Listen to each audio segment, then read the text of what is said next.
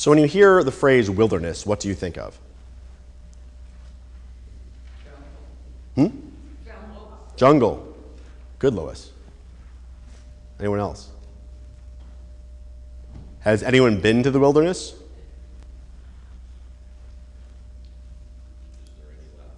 Is there any left? Good answer, Bruce.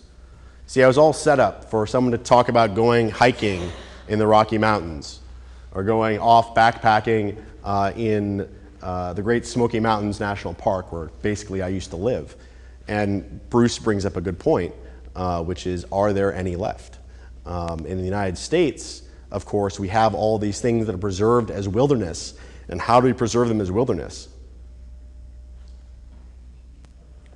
We go out with foresters and manage the forests, and we introduce wild populations and do all these things to make it seem as if it is wild out there, to make it seem as if it is untamed. Now, this does not mean that it's not dangerous, just as the jungle would be dangerous.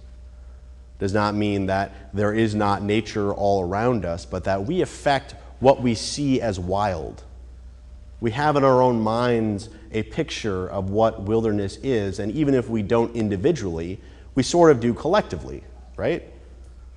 Because there's got to be something that the Forest Service is doing to maintain all these things, and the Park Service is doing to maintain all these things. Even places like New England. It's great, you go through New England. Has anyone been to Vermont? A few people have been to Vermont. What do the mountains look like in Vermont? Green, very green, right? We have all these green mountains. Of course, in the colonial times, we cut down all the trees. So all those forests that look like natural forests are actually there after the humans have been there and changed it. And so it looks like this wild wilderness, it looks like nature, but really what it is something that we have created, something that we imagine is wilderness, that we have created that fits our own needs for what wilderness ought to be. And that's important in this setting, I think. I don't know where Jesus went to the wilderness. But I do know that Mark has told us that he's being baptized in the Jordan River just outside Jerusalem, the biggest city in Israel. Did he drive? Where did he go for 40 days and 40 nights? Was it out in a jungle? Was it out in a desert? It's not a jungle, probably. It's in the desert. But would it be out in the desert? Is it someplace that is untouched, or is it someplace that Jesus went, that he created to be wilderness for him? Right? Was he driven out into a place that was a desert? Is he driven out into a place that was untouched? Or is this something more metaphorical for Jesus, that he was sent out away from people, sent out away so that his head did not see the connections with one another, but that this whole idea of the Spirit of God was given a chance to settle on Jesus alone? One of the characteristics of wilderness that we came up with on Monday when I was talking with my minister friends was that there's an element of danger in wilderness, right? There is that element of danger. You go out there and you don't have the signs of civilization. You don't have the hospital nearby. You don't have aid immediately available to you. And how often do we feel like that when we are in our own spiritual wildernesses? How many times have you felt like there's no one out there that understands what you are going through? Anyone? No one remembers what it was like to be a teenager? How many times do we get this sense that we are alone, that we are in danger, that there is no one we can call to help?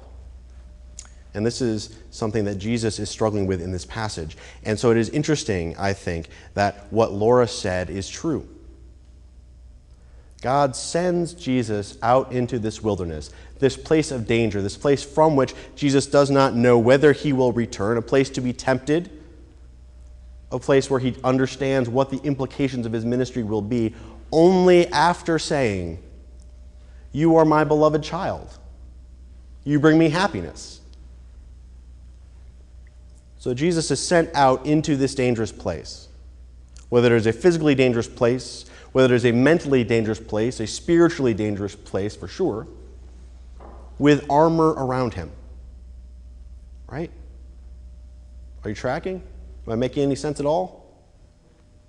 Yes, no, maybe so. If the answer is no, tell me. Okay? With his armor, saying, you are my beloved. You are my child who brings me happiness. So as Jesus is in the dangerous place, as Jesus is being tempted by various things, he has the protection of this message saying, you are my beloved child, in whom I am well pleased. Who brings me happiness in this translation. For us, if we're in what we consider the wilderness, if we are in these parks, if we are in the jungle, that may not be enough. I recommend carrying a lot of water, insect repellent, a phone, having people know where you are in your path so that you know all those things. But if you find yourself stepping away from people, if you find yourself saying, I don't think my friends want to talk to me anymore, if you find yourself saying, I don't want to be in church anymore, I don't know what I'm doing there. If you say, and find yourself saying, I can't imagine why anyone would spend time with me. If you find yourself saying, who could be interested in what I have to say? Or if you find yourself saying, what value do I have in the world?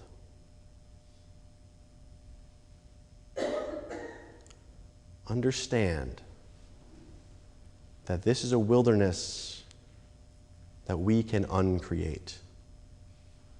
This is a wilderness we can shape to a productive end, because you should know you are God's beloved children, and in you God finds happiness. You are each of you God's beloved children, and in you God finds happiness. In this place, you are the family of the children of God, and in you we find happiness. In this place, we are in the business of asking questions and being tempted and drawing strength to bring us through it. In this place, we understand what it means to succumb to temptation and to rebuild afterwards. In this place, we know we are all loved children of God, and in this place, we say, as Jesus did, now is the time. Here comes God's kingdom. Change your hearts and lives and trust in the good news. Amen.